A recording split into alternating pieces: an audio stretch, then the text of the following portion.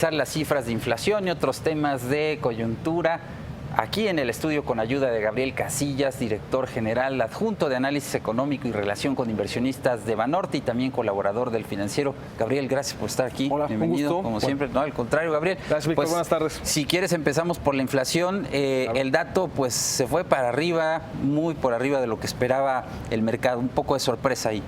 Sí hubo sorpresas, sobre todo que sí sabíamos obviamente del incremento de los precios de la gasolina y de la liberalización de los precios del gas LP. Pero pues no contábamos con que iba a ser una contribución mayor.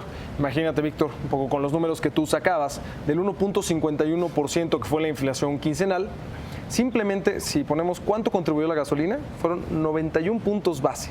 Punto 91 solo las gasolinas y luego tenemos que aumentar 31 puntos base del gas. Entonces imaginemos, prácticamente fue 1.21 de ese 1.51 que fue gas y gasolina per se. O sea, realmente sin esos dos, la inflación hubiera estado más cerca del 0.30%. Entonces la contribución que dieron, yo creo que fue mucho más de lo que esperábamos la mayoría de los analistas.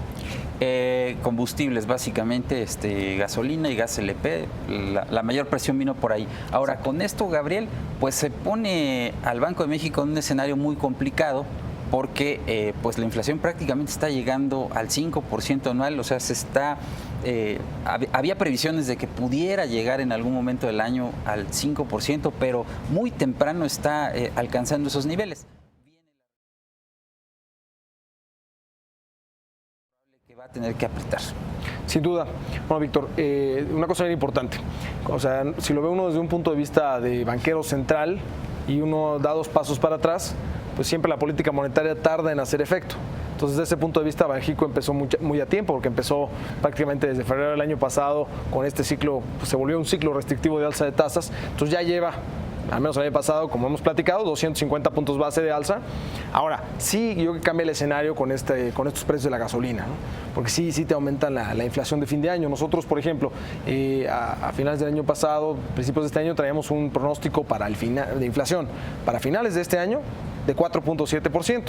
Y con este tema del aumento de precios de gasolina más de lo que esperábamos y también de la parte de gas, el aumento no fue más esperado, lo que fue más esperado fue qué tanto contribuía a la inflación.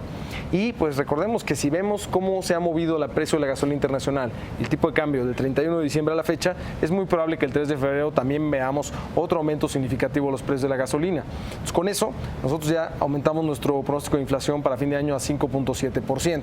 Entonces, con este cambio, que pues también se va a ver, yo creo, en las expectativas de inflación generalizadas, pues el Banco de México va a tener que actuar todavía más de lo que ya ha hecho, como tú bien dices, en esta primera reunión del año en febrero. 50 puntos base. 50 puntos base, y de hecho también viendo cómo están las expectativas de inflación y cómo se ve este tema, la verdad es que sí estamos pensando en que el Banco de México, en lugar de tener que subir tasas 150 puntos base en el año, que es un poco lo que estaban descontando los futuros de TIE y lo que la mayoría de los analistas traíamos, ahora estamos pensando que tendrá que hacer 200 puntos base.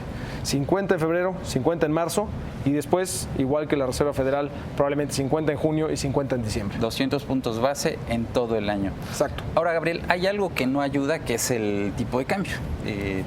Estuvo presionado sobre todo en las primeras semanas del año. Sin embargo, Gabriel, a partir del viernes ha habido una corrección a la baja. ¿Cómo estás tú analizando el comportamiento del peso frente al dólar? Yo creo que hay dos vertientes aquí. La más importante fue el tradicional del libro de texto: compra el rumor, vende el hecho, o vende con la noticia.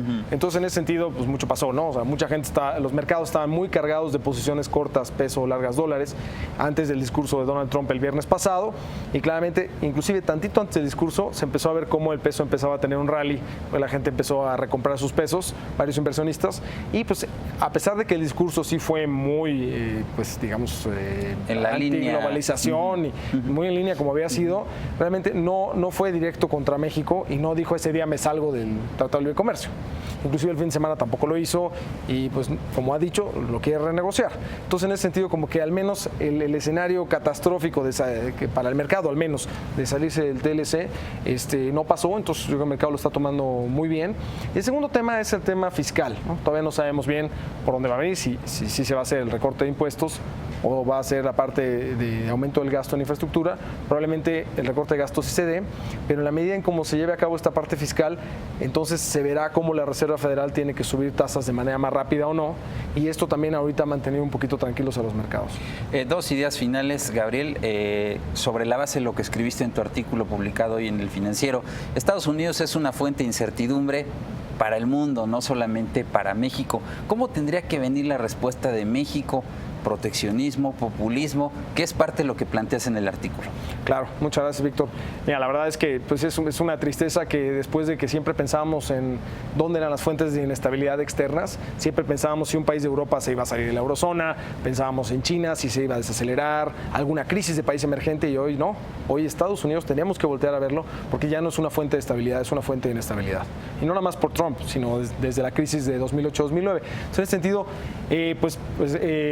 Trump dice que compren productos americanos, ¿no? Que contraten americanos. Yo creo que nosotros no nos podemos poner ese plan. Yo creo que los mexicanos somos mucho más que eso, somos abiertos y podemos encontrar otros socios comerciales y poder seguir comerciando con Estados Unidos, tal vez con algunos temas renegociados. Yo creo que las reformas estructurales que se han hecho desde los 90 para acá, incluyendo el Tratado de Libre Comercio, que es una gran reforma, pues son pasos adelante, y varias de estas reformas, como la energética, pues son simplemente deshacer errores del pasado. Entonces, ir al proteccionismo, al populismo, pues suena muy bonito, compremos cosas mexicanas, pues la verdad hasta dan ganas porque le cae uno mal señor Trump, pero la verdad es que yo creo que no debemos ir para allá. Debemos de dar pasos adelante y justamente no hacer lo mismo que él. Y no caer en proteccionismo, no caer en populismos, ¿no? ¿Qué es lo que nos hace falta en México? ¿Qué es lo que afecta más lo que nos afecta más a la sociedad? Es la falta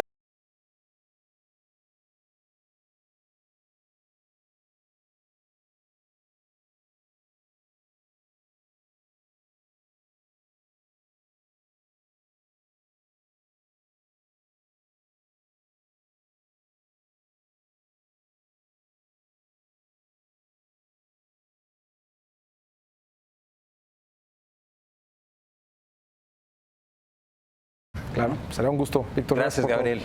Saludos. El director general de Pemex, José Antonio González Anaya, aseguró que el alza de los costos de la gasolina no fue una decisión interna, una decisión política, sino una condición externa. Así lo dijo. Si fijas el precio de la gasolina y el precio internacional de la gasolina se mueve, el impuesto varía. Entonces tienes un impuesto variable porque es el diferencial entre los dos precios.